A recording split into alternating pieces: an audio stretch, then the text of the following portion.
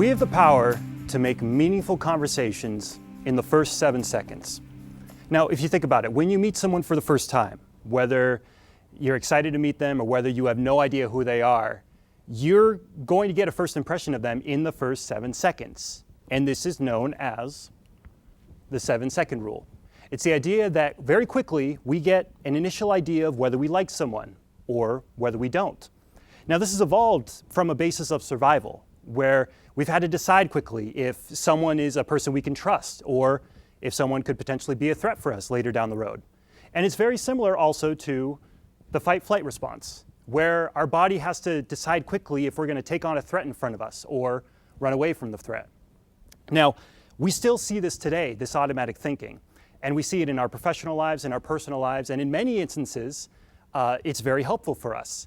But in others, like when we're meeting someone for the first time, it can be a disservice because we tend to fall back on these preferences, which is all the more difficult when we're trying to make a good first impression because you only get one shot to do it. As an example, you just look at any dating website and see how difficult it is to know which facet to present yourself to everybody to get the best matches.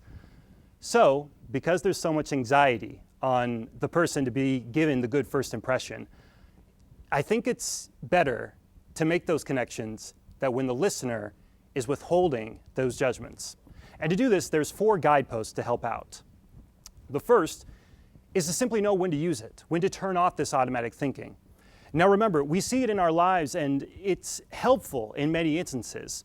You know, in our professional lives, if we use this automatic thinking, we do it to save time because it's automatic, and we use it to save energy because we don't have to do anything about it. If we had to think about every single decision that we make in our lives, we would simply just be too exhausted by the end of the day. And Malcolm Gladwell actually wrote a book about this. It's called Blink. And it talks about how experts in their given profession can, in the blink of an eye, make a very accurate decision. Because when they do this, they fall back on years and years of training that they have.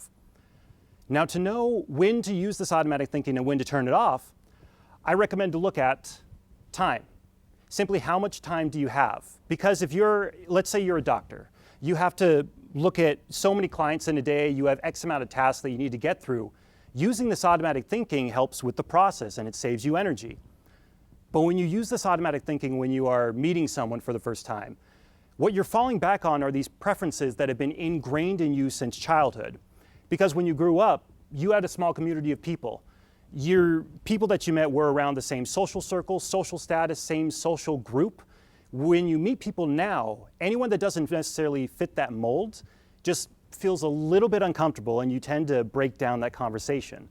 So to get past that, you have to willfully decide to move past that automatic judgment and continue the conversation, which leads to the second guidepost. Good old practice.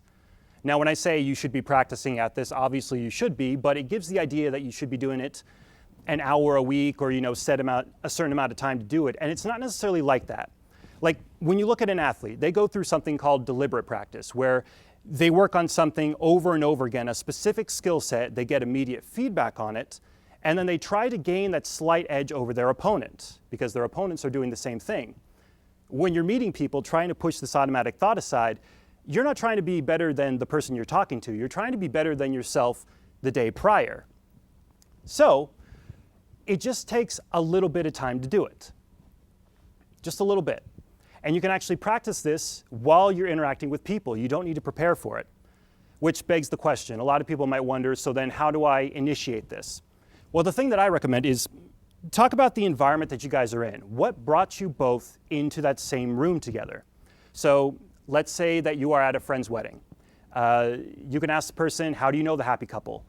If one of them went to school with one of them, great. What school did you go to? What did you study? Were you in the same program? Or maybe they're from their hometown. Are you still from that hometown? Do you like it? Do you still visit? When you do this, you start to see different facets of people. It's like a diamond. We have the facet that we present initially, like when you're on a dating site, but you also have the facets when you're with your parents, when you're with your colleagues, when you're with your peers. We have this different persona that we present to each other, and as you ask these questions, you tend to see a fuller picture of a person, which makes it easier to connect. You find different threads, different connection points that you might be connecting with them on. But Let's go back to this wedding example. Let's say that you ask them how they know the couple, and let's say that they don't know them. They just decided to crash the wedding.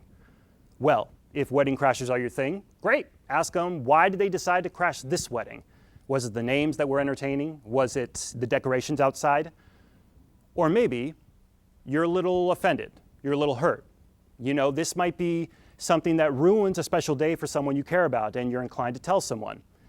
This is an automatic thought that's a little personal, which leads to the third guidepost, something called deal breakers.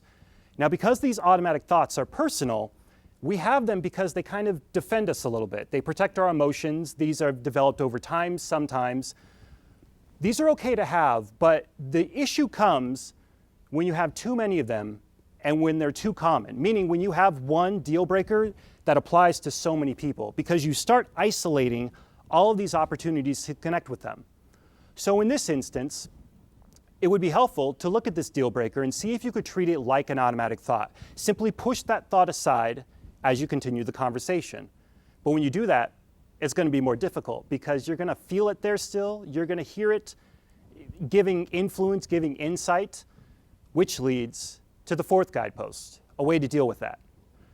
Something called diffusion. Now, diffusion comes from a modality of psychotherapy called acceptance and commitment therapy, and it's the opposite of fusion, something that we do all the time in everyday life. And to explain it, one of the founders of acceptance and commitment therapy, Stephen Hayes, has an example that goes like this. Imagine that you're riding a bike. You're riding the bike one day and suddenly the bike breaks. You have a thought that says, my bike is broken. So you pull off to the side of the road, you check it, and you see that the chain is broken. You try to see if you could put the chain back on the spokes. If the chain is snapped, you're trying to fix your bike. What has happened in that is that you had the thought, my bike is broken, and you have fused to that thought, meaning all of the behaviors that follow are a direct result of you having that thought. Diffusion is the opposite. You still had that thought where your bike is broken, but you try to continue down that road. Now, in this instance, obviously, fusion will help you fix the bike, but when you're meeting someone, diffusion helps you have that automatic thought and still let it sit there. It's like having the thought sit in your passenger seat as you're driving a car. You're still driving down the road. The thought isn't driving. The thought isn't dictating where you're going. The thought isn't even commenting on your driving skills. You simply know it's there.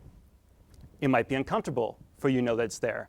But as you do this over time, it becomes easier and easier and easier, to where noticing and pushing that automatic thought aside becomes an instinct in itself.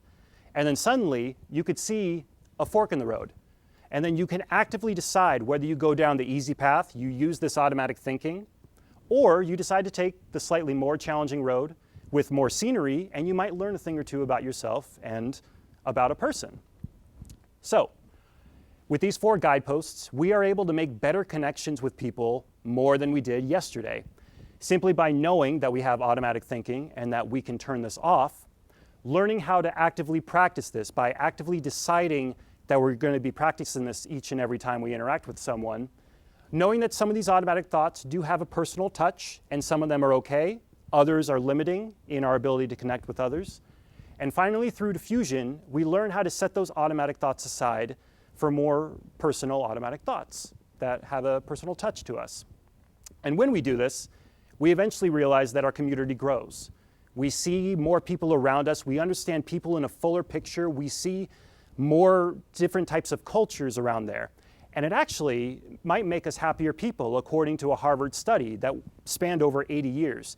They found that those that were the happiest people had the common factor of social ties, and was actually a better predictor of happiness than genes, IQ, or social status, and actually led to less health risks later in life. So, 7 seconds sometimes is all it takes to have a spark connection, but through these guideposts, we're able to instinctually develop the ability to push that automatic thought aside, an instinct that we should all be listening to. Thank you.